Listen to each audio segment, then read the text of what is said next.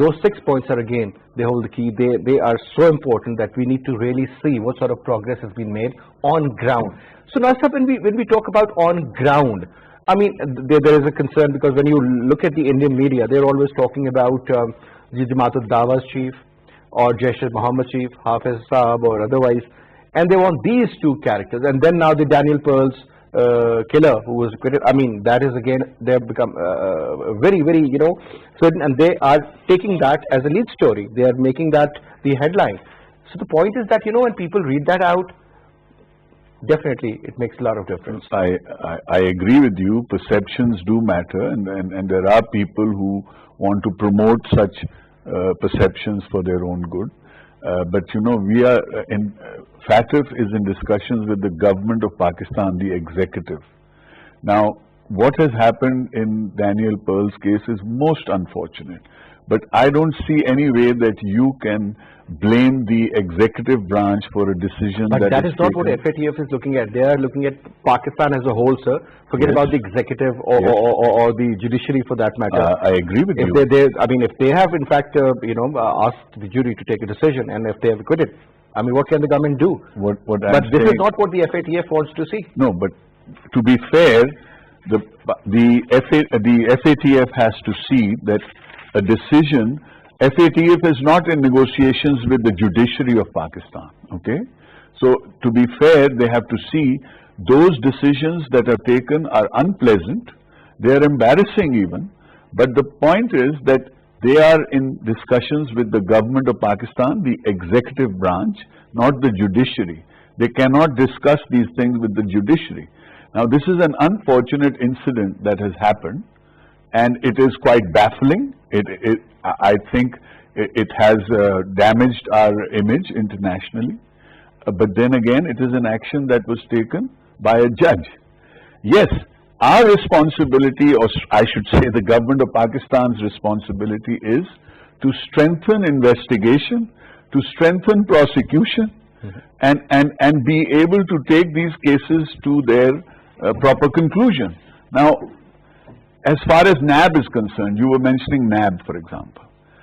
We have people in NAB, first of all, who are from previous regimes. Secondly, the quality, unfortunately, of the lawyers, the prosecutors, is way below the sort of lawyers that people who have been corrupt and have amassed vulgar amounts of wealth are able to engage.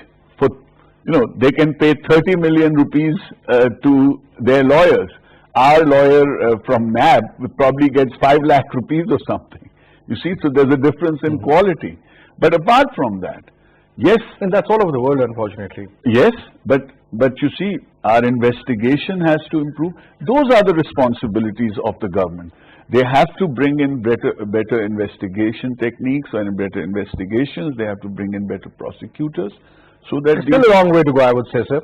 Indeed. But what I'm saying is, as far as FATF is concerned, you can only look at that aspect. You cannot look at the behavior of a judge, because that's not in the hands of the government of Pakistan. Absolutely, that's a separate body. Yes.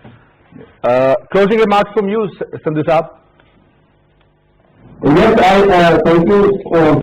I would just say that we are, as a nation, a responsible nation. Our madaris are all the systems. We might have capacity issues, but Pakistan as a nation is opposed to terrorism. So are the madaris. They reject terrorism. They reject terrorism in all forms and shapes. So, as a representative of Madaris, I would say that we can go at a length of talking and bringing about solutions in order to help Pakistan play its role in the financial world, in the manufacturing world. The problem, one problem that I would like to identify is that we as a nation are far behind from the point of view of the industry.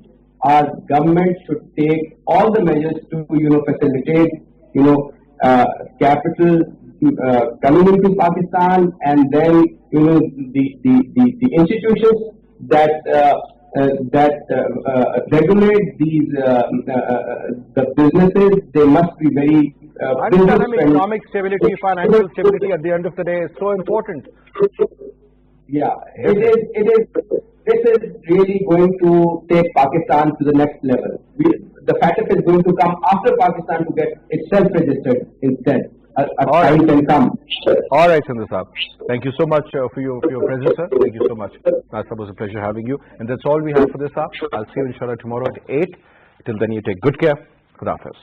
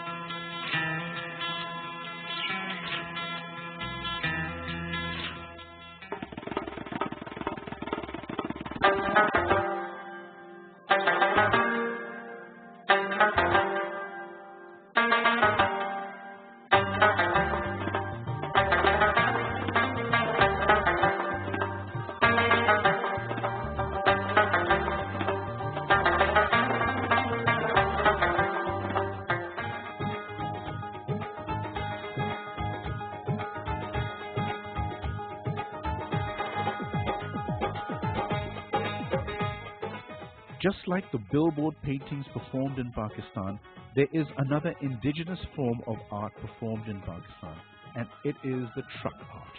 With its all colorful floral patterns, depiction of human heroes with creative aspects, ratios, calligraphy of poetic verse, and drivers' words of wisdom. This form of art is truly a part of Pakistani transport tradition.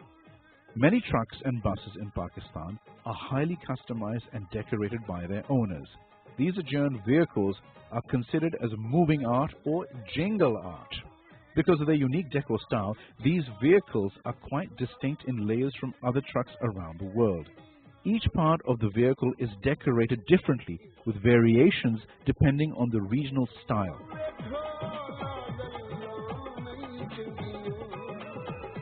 In Pakistan, a truck driver owner usually pays $3,000 to $5,000 for their vehicle's external decoration. The art embellishes such trucks according to the particular tastes of the driver. Nearly every city in Pakistan has a unique decor. The Balochistan and Peshawari trucks are heavily trimmed with wood. Rawalpindi and Islamabad trucks have permanently featured plastic work. Camel-borne ornamentation is commonly seen in trucks decorated by Sindh artists. These trucks are also representative of different local, historical and cultural regions of Pakistan. Thus, these trucks are also representative of different historical and cultural regions of Pakistan, the enchanting arts and crafts of Pakistan.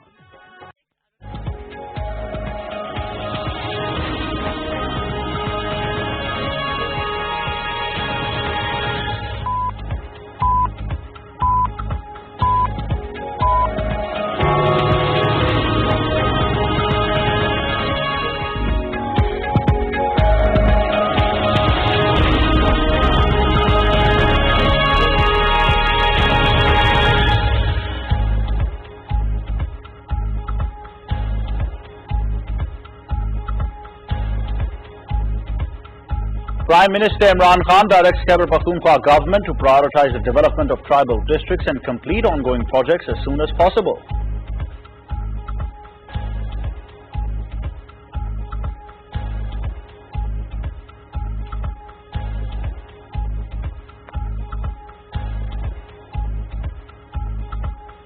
Prime Minister Imran Khan will embark on a two-day official visit to Sri Lanka tomorrow to hold important talks on bilateral matters, regional and international issues.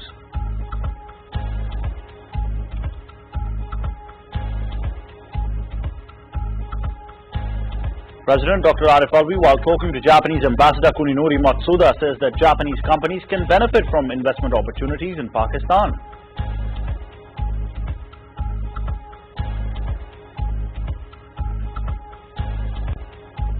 Special envoy of the Minister of Foreign Affairs of Qatar, Mutlaq bin Majid Al-Qazani, calls on Army Chief General Qamar Javed Bajwa at the GHQ in Rawalpindi.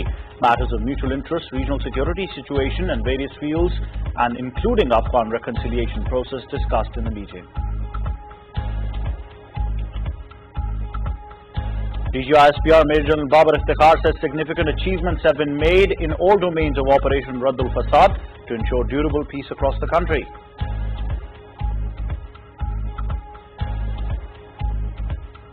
Foreign Minister Qureshi calls upon international community to take notice of India's gross human rights abuses in illegally occupied Kashmir.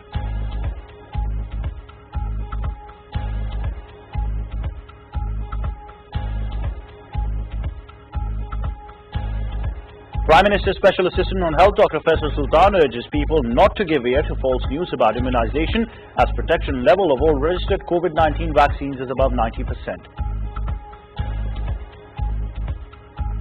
Hundreds of thousands of protesters take to the streets of Myanmar in one of the largest demonstrations yet against the country's military coup.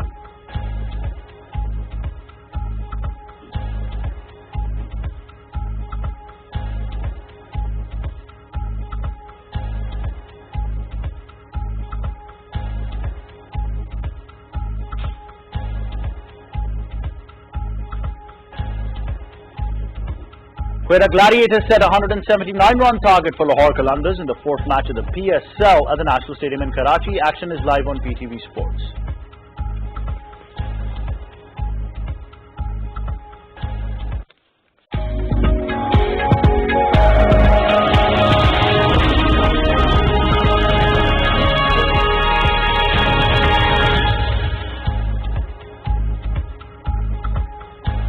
Those are the headlines for now, but for their details and live streaming, log on to our website and our social media handles. I'm Ahmed Nawaz. This is PTV World.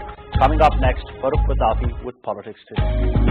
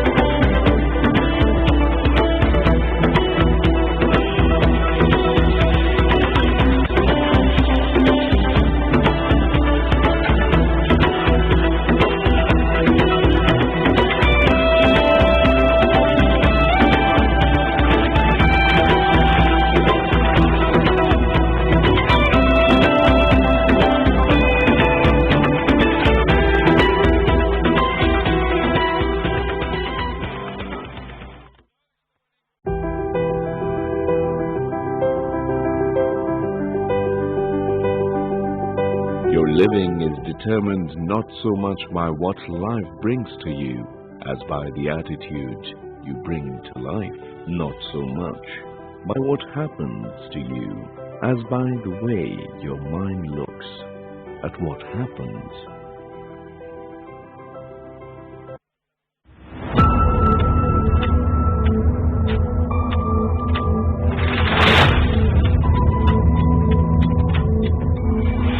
In the era of global news coverage, we aim to tell the truth. Through meticulous discussions and in-depth analyses about stories that matter the most. We underline key events as and when they happen. Watch Newsroom with me, Umar Khalid Bak, for a daily roundup of the latest international and local top stories.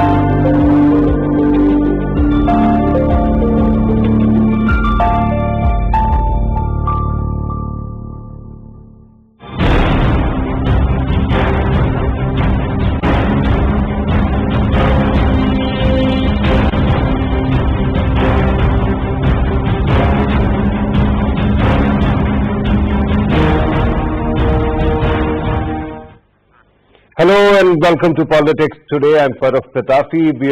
Once again we have to talk about Pakistan's electoral politics. There are two aspects which are very important. One, the by-elections, particularly in Punjab. There we saw a lot of violence, we saw a lot of problem as well. There are claims and counter-claims. We are going to go into the details of that as well. But here's the most intriguing part. It seems that regardless of what the opposition says and what the government says, the election commission seems to be very vocal in this time regarding the way local administration perhaps was not helping out. And on the other side, it seems that the evidence itself is too keen to get framed on screen. I don't know what exactly is, why exactly that is happening, but the government of Pakistan, especially the ruling party Pakistani Tehreek-e-Insaf, has come up with its rebuttals about those claims. We will take them also on board. And the second aspect, which is quite interesting, is regarding the Senate election. You understand that the ordinance was passed. There is a reference pending in the Supreme Court. We still have to wait and see which way the wind actually blows.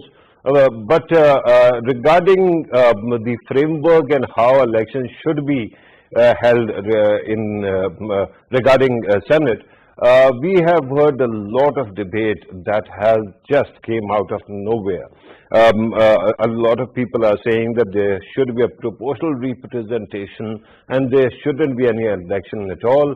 There are other options being discussed as well. And then, of course, the question of open ballot or then secret ballot also comes into action. We are going to take stock of that too.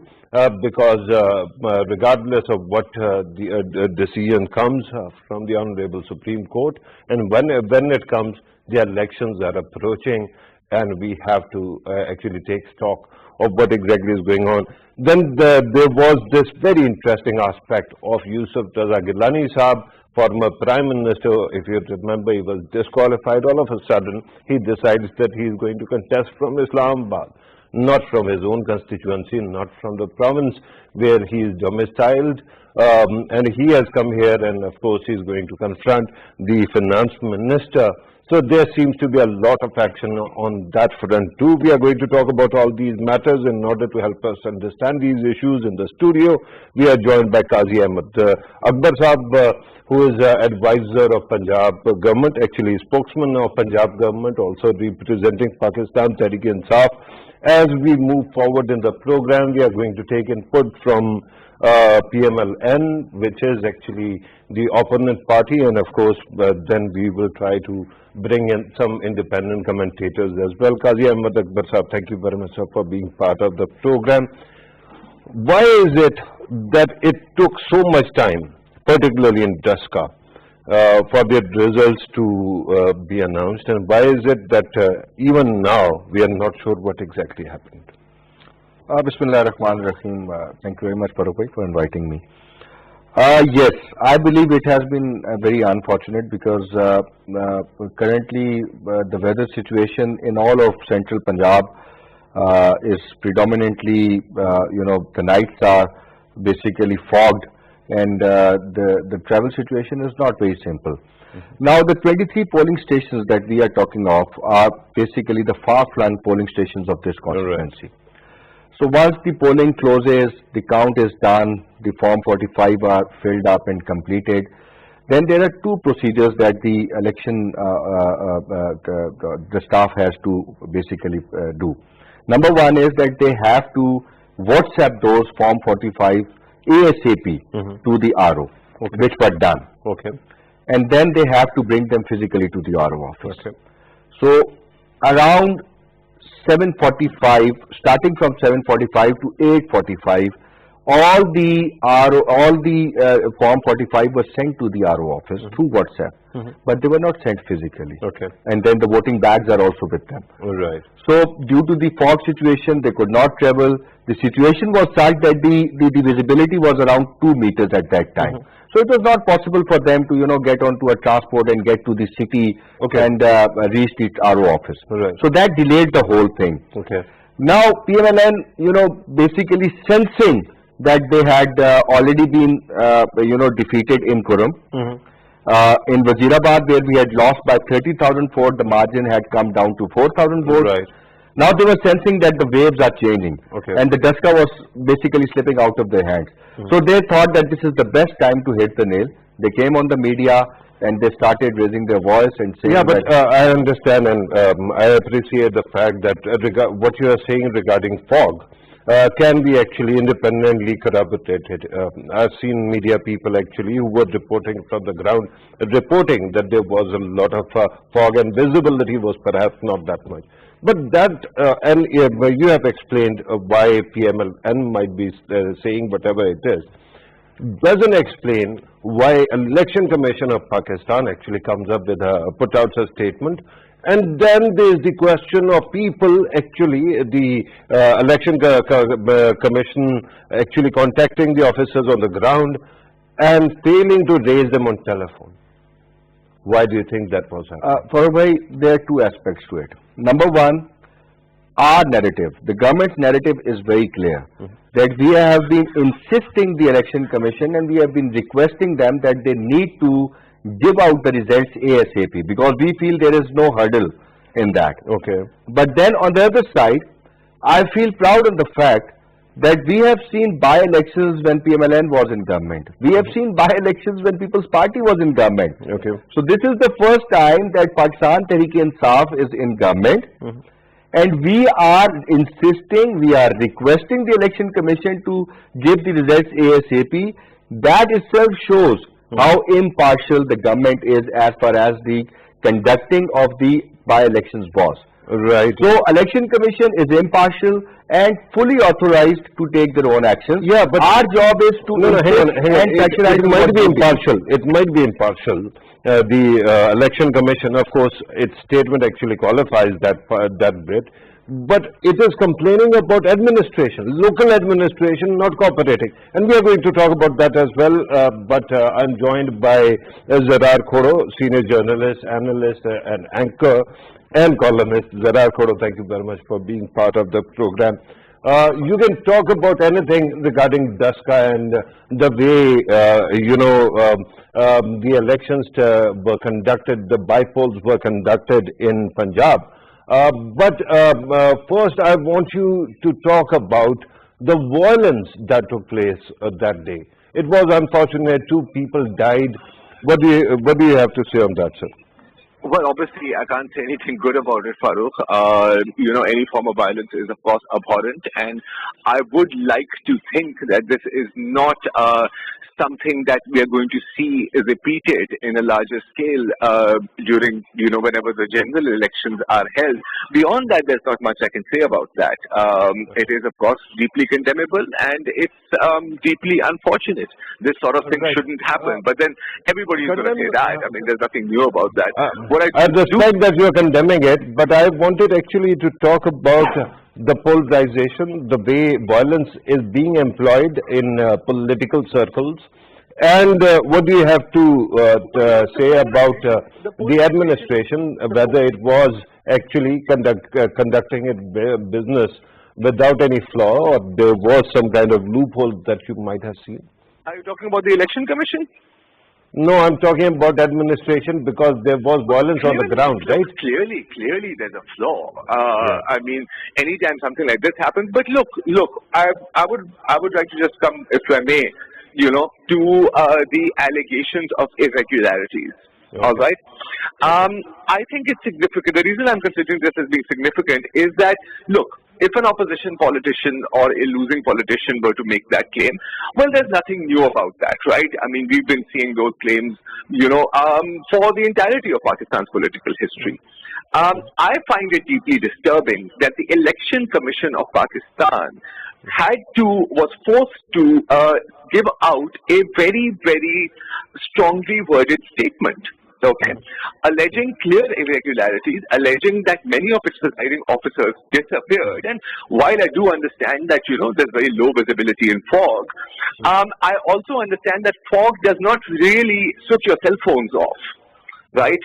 Fog does not really hamper mobile signals. So this is serious. This should be taken seriously. And what I find actually disturbing is that right after the Election Commission statement, we have Shibli Farhad Saab congratulating the victor, fine, no problem. But then we also have Fawad Chaudhry Saab saying that the election results should be announced immediately so that the patience of PTI's workers is not tested. Now, I'll just I understand. But if I made hang on, Zarar, hang on. I understand what you're saying. And I understand that these facts stand out. But here's my problem. I respect the Election Commission's independence. The problem so far, what I've seen is that it has been so many days, and we haven't seen any kind of suggestion of a solution coming from Election Commission. I mean, these are facts on ground, and violence has taken place in the past as well. Why is it that institutions like these don't have a contingency plans? Farrukh, as you are well aware, the Election Commission of Pakistan is not a state unto itself. It does not possess any kind of armed force that can establish peace and order. That is the job of the district administration.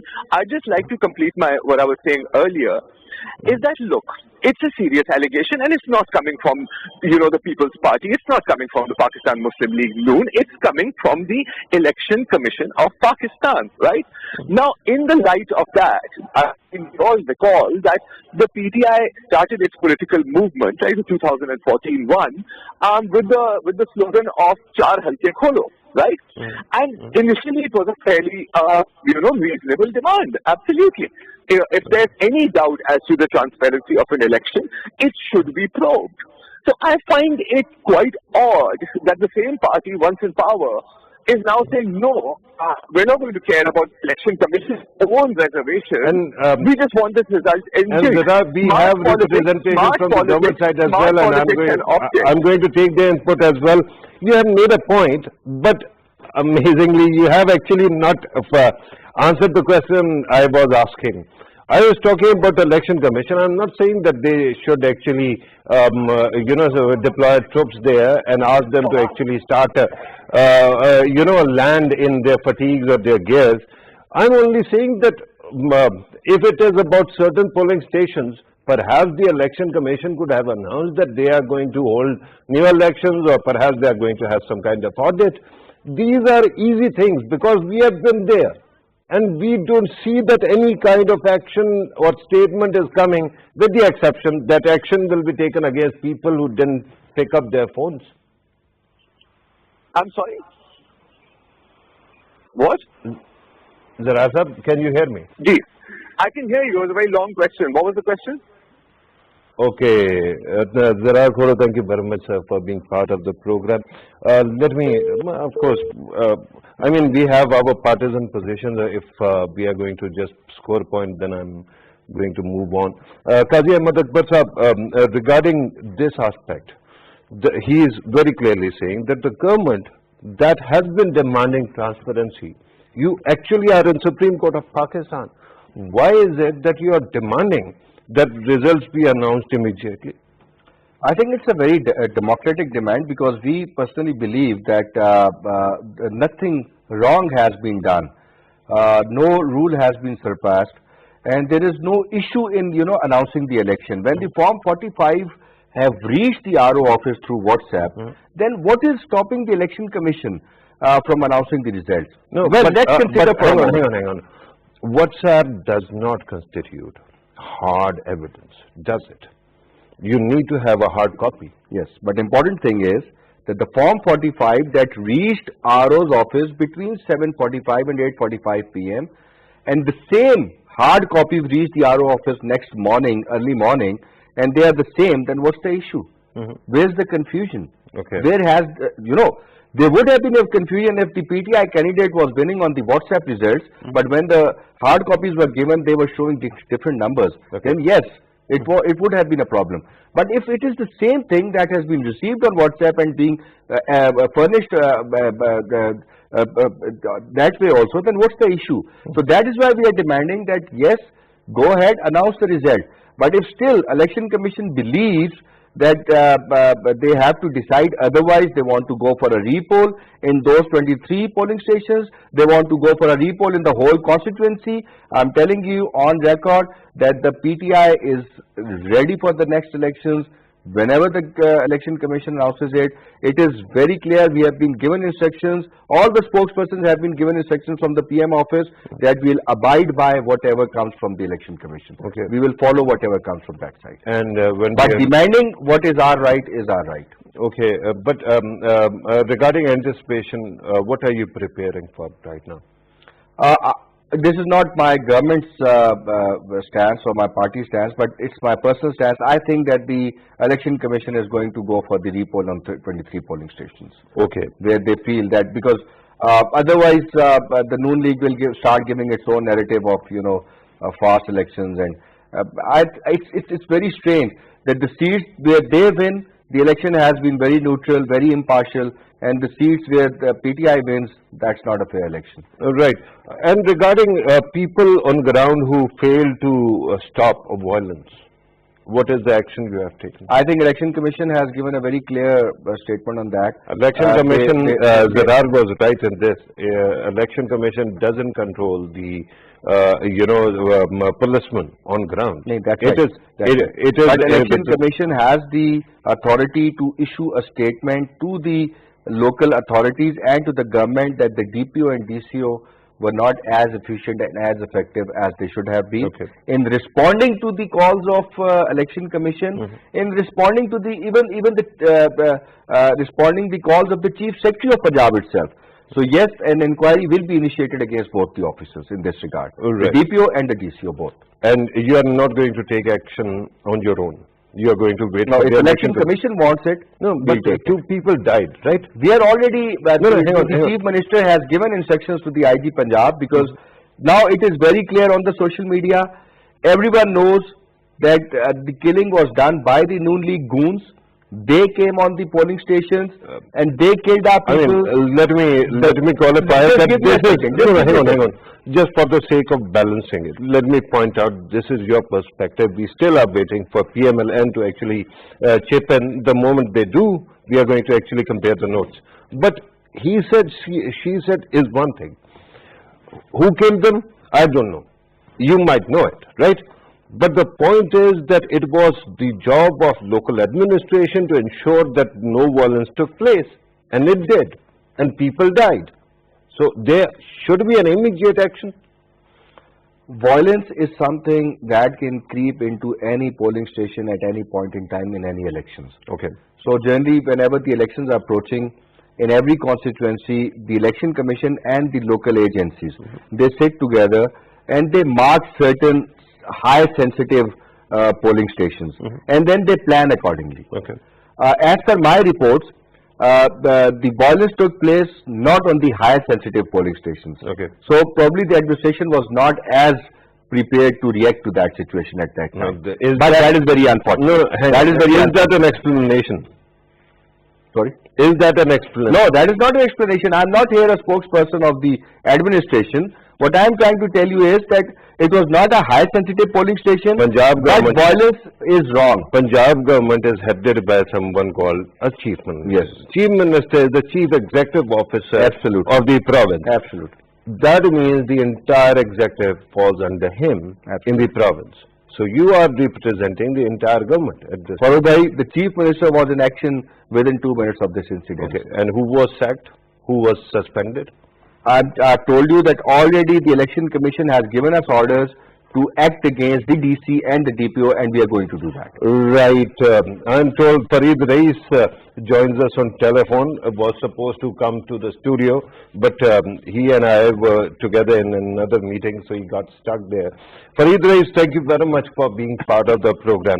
Let me ask you about a DASCA situation and how elections, A, are being managed these days.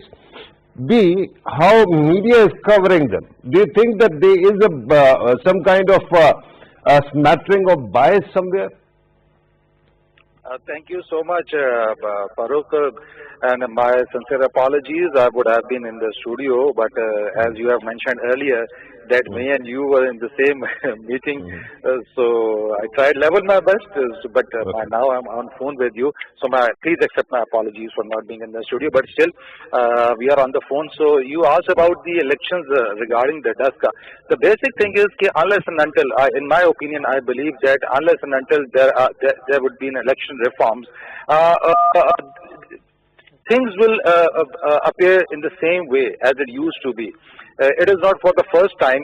In the general elections also, in the by-elections also, there is always the hue and cry. The party or the individual or the candidate who loses then accuses allegations of rigging, and the candidate who wins then praises upon the system and upon the good act of the election commission and the administration and the cooperation which the administration extends to it. The basic thing is that DASCA was not a big thing. Yes, it was in terms of as it is in the constituency in the Punjab, and there was a very it was a big thing because 2 people, Farid, died. It was big thing because 2 people died there, right? Yeah, this was during the polls. I'm not talking about that. It is not a big thing, but now it has came into the limelight. This DASCA and A75 is now in the limelight. 2 people lost their precious life. I think the people, the administration, or those who are involved in it, they must be held accountable because these 2 precious lives we have lost over it. As far as the elections is concerned, every time we have a word about using the or influencing the elections by the PMLN. In this case, both the parties, both the PTI also, the PMLN also, they both are leveling allegations against each other and leveling allegations. But on the other way around, we saw that afterwards the PTI they claimed the victory of their own candidate. But as far as Yeah, but I understand, and I get the point that you are saying that both sides have claimed victory, right? But I want you to actually come in on a couple of other things as well. I haven't heard the government of Pakistan accusing the election commission of being partisan or anything. Earlier opposition was claiming something of that sort, but after that statement that was put out, now the opposition is actually eulogizing the election commission. But there seems to be two cases where it seems that election commission has taken position contrary to what government is saying. One, in the Supreme Court, where they have actually gone in support of the secret ballot idea, and second here as well. Do you think that the government has anything to worry about these matters at all? I think so. The government must have taken care of on holding the elections and holding the elections smoothly.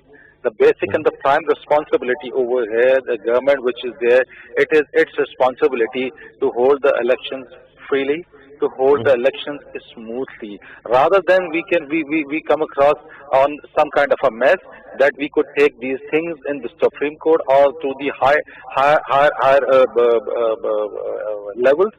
I believe in this thing that this should not be happening. Okay. It should not. It should be taken care before these kind of things could happen. Why not we should nip in the bud? We should not take care of this thing. Why by we mean the political parties. We don't take care of the election reforms. Fareed, unfortunately, for past 20 years, since I'm actually covering the electoral reform bit, to tell you the truth, every time we actually try to amend something, and in the end, the result is invariably the same. And that becomes a problem. But let me ask another question before I go back to our representation from Pakistan Tehreek-e-Insaf. The role of media, that is also important. The kind of video clips I keep on seeing on television, where somebody just out of blue comes and stands in front of television and starts making a statement without producing any evidence. Do you think that media should also hold itself accountable? Because somehow it seems that we are supposed to be the truth tellers, and we end up actually adding to more confusion. Yes, you are very right, and I agree with you. Media has a very crucial and a very powerful role. Right? Whatever the things, whatever the footages, and whatever the clips the media plays a vital role. Yes, there should be the ethics. There should. But the basic is all the things are being sensationalized. There are many things we have shown as far as the media is being criticized. But on the other way around, Farrukh Sahab, there is also one thing that this is the media which also points out. This is the media which also points out the discrepancies. This is the media which points out the failure of any individual or the people concerned. So as far as the media is concerned, yes, you are very right that media should play its positive role, which I think it plays. I'm not very worried about positive or negative, Fareed. My concern is that when we were taught journalism, when we were told how to report, at that time we were supposed to scrutinize the evidence before reporting about it, right? And right now it seems that no matter whatever WhatsApp video we see becomes somehow evidence without actually any kind of introspection or any kind of investigation. Fareed, stay with us. Let me go back to Qazi Ahmad Akbar Saab. Sir, you have listened to two media representatives. Question right now is not merely about media. I'm sure that there was polarization in Punjab. We know that it is neck and neck, right? And when polarization is this much, administration must have anticipated. your government must have anticipated that there can be something that can go awry. Why is it that we are raising these questions now? And it seems that your perspective or your reflection, A, is not very unified. B, it is an afterthought. Farrukh, Hassan Alvi, the DPO, and he is one of the finest officers of police services. Okay.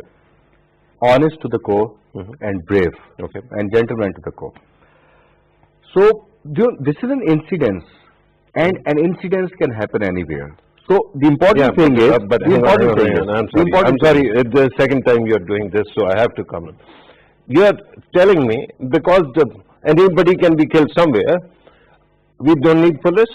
No, I'm not saying that. I'm not saying that. So if there was something which went wrong, I'm not saying that this officer is great or that officer is bad.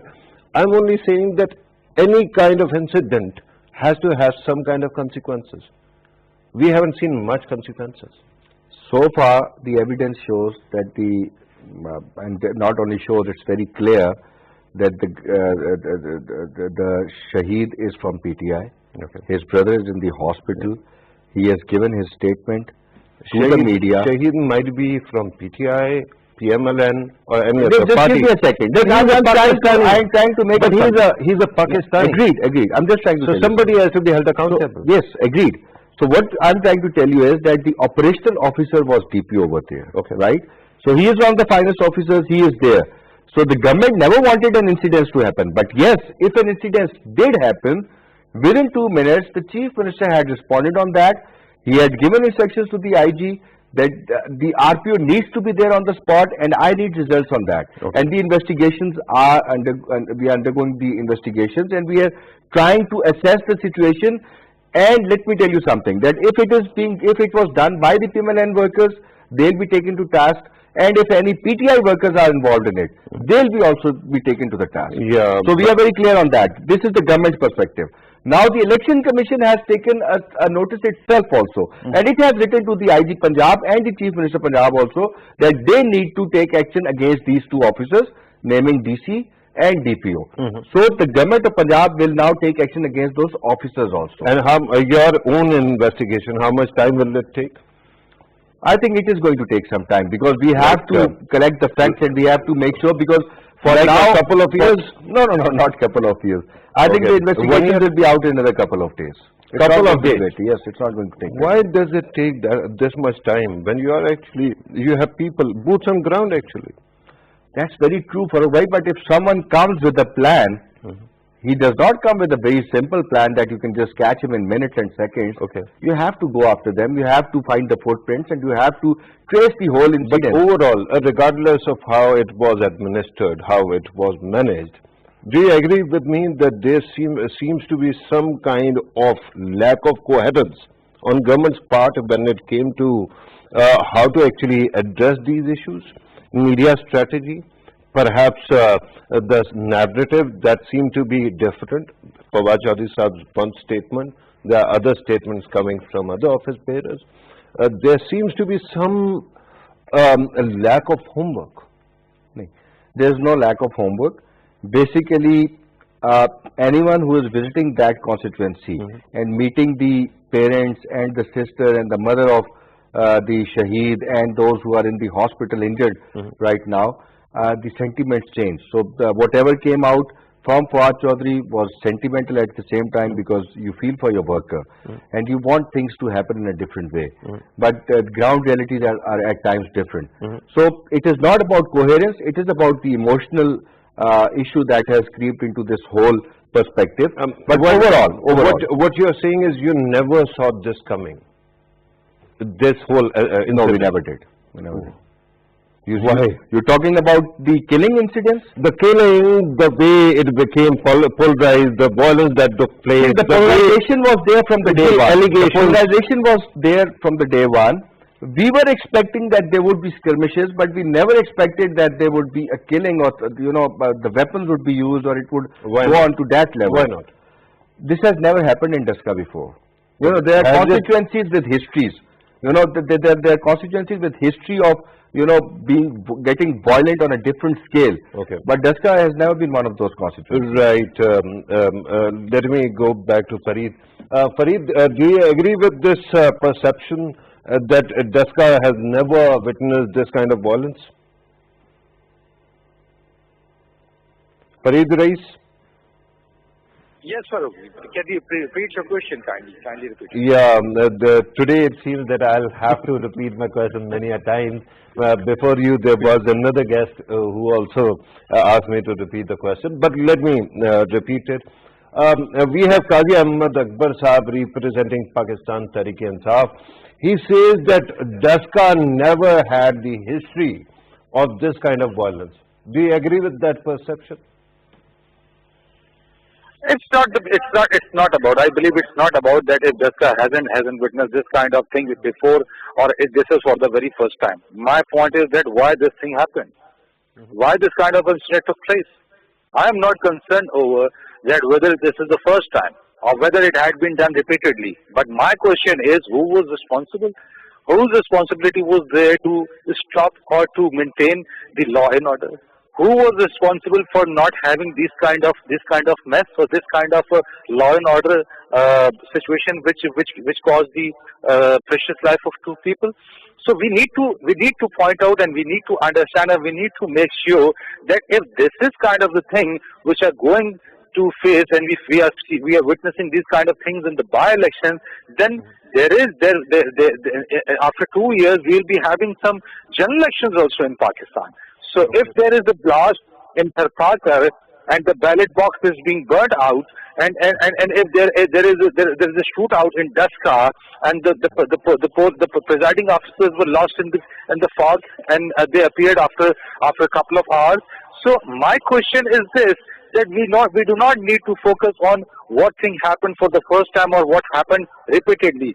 My question and my point of view is this: that we should make sure that these kind of incidents should not happen again, because the vote, it is the vote which is being casted by the people of Pakistan. This is a very precious vote by the people of Pakistan. They use whatever candidate or whichever party or whichever person they would like to choose. Let the people decide. We should not let the bullet to decide what needs to be happen. It's the right of the people. Let the people use their right. And in a democratic environment, in a democratic country, in a democratic government, it's the people who will decide. It's the people who will choose. It is not the bullet which will decide the fate of a candidate or the fate of the people of the Pakistan. Pakistan is a democratic country. We have a democratic government. So we need to focus on sentiments. Hang on. Admirable sentiments, and I really appreciate them. But if you were asked to actually fix responsibility, remember there is election commission, and of course there is provincial election commission also. That is one aspect. They are responsible for conducting the electoral, processes. But then there is a political element. Of course, there is a Punjab government, and then there is bureaucracy. Who do you think actually holds most responsibility in this case? Who is most responsible in this case? You asked this question for me, from my side, okay? Yeah. You need to ask, You are asking this question to me? Yeah, I'm putting the question to you, sir. Please go ahead. Fareed Rais. Okay. So your question is that who is the most responsible person? The basic thing is, Farrukh Saab, is all the stakeholders who are in the part of this electoral process, this thing needs to be investigated. It would be as early to say that okay, this particular person or this particular institution is responsible. But I believe in this thing that this incident should be investigated fairly. A fair trial should be conducted to investigate what happened, who triggered, whosoever it would be. Either it would belong to any party. I earlier complained it to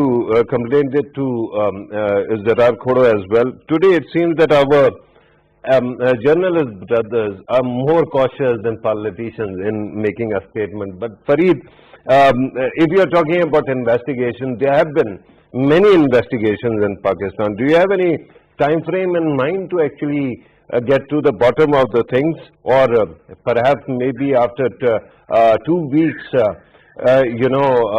all these things will be forgotten and we will be talking about something else? Very right. Very right about it. You are very right about it. That what happens to the investigations which are already in pipeline, and what are the results of the investigation which were held in the past also. But Farrukh Saab, the basic thing is keeping these things in mind. We cannot stop investigating the things. We need to investigate. We cannot stop investigating the things. We cannot stop bringing people into the court of justice, because if we forget these things, these kind of incidents will happen again and again. We need to understand this thing, and this is the basic dilemma. The thing which you are talking about, that okay, what happened to the investigations which were held in the past, in the recent past, or a couple of years back. This is the basic thing, that there are no concrete results which then makes a platform for new incidents, for new things to come. Farid, I'm only talking about a time frame. Do you have any time frame in mind? How much time is maximum for such an investigation? Oh, it should be done as quickly as possible. It should not be lingered on. I believe in this thing, that justice delayed, justice denied, and any kind of investigation which needs serious attention by the government, for the people, for the democracy, for the betterment of this country, it should be done as quickly as possible to bring the culprits and the perpetrators to the court of justice. Because if we forget this thing, we should get ourselves ready to come across these kind of incidents, or God forbid, we could face another incident which could be more intensified, or which could be more aggressive than this. We could face, God forbid, it should not happen. Fair enough. Farid is fair enough. Thank you very much for your time. I'm told that we are running out of time. Thank you very much for being part of the program. And let me come back to you, Qazi Ahmad Akbar Saab. Very quickly, what kind of timeline are we looking at here? The priority of the Punjab government is to, come out with an investigation report ASAP. Okay. And the Chief Minister has instructed the IG Punjab and the relevant RPO to come out with the detailed report, which is to be submitted to the Chief Minister of Punjab within the next 3 days. You realize that there are layers, right? Levels. You are currently talking about the local level and the provincial level, but it is a federal matter as well, because election commission is involved. So, because your party also rules at the center, what do you think is the level of investigation that needs to take place regarding how elections were conducted in Punjab? Election commission or somebody else? Please go ahead. I think election commission is the sole responsible stakeholder as far as the conducting of the elections is concerned. Okay. If there are any loopholes in the election process, then election commission is responsible for that. Okay. If there are loopholes in the law and order, then Punjab government is responsible for that. Yeah, but if you remember, regarding the regular elections, national elections or general elections, usually election commission is transferred all the power to ensure that transfers, postings don't take place, right? At this moment, is this a question that in this constituency, in Bescom, right, NA 75 and elsewhere, why was that power not shifted to election commission? The power is very much shifted to the election commission. They just gave one notice to the Special Assistant to Prime Minister Osman Dar for visiting that area. Next day he had resigned from his post, and he was campaigning in that election as a normal PTI worker. So it means that election commission had authority in that area, and it was, and we have seen that election commission has even expelled people out of the constituencies this time, by using the police force. So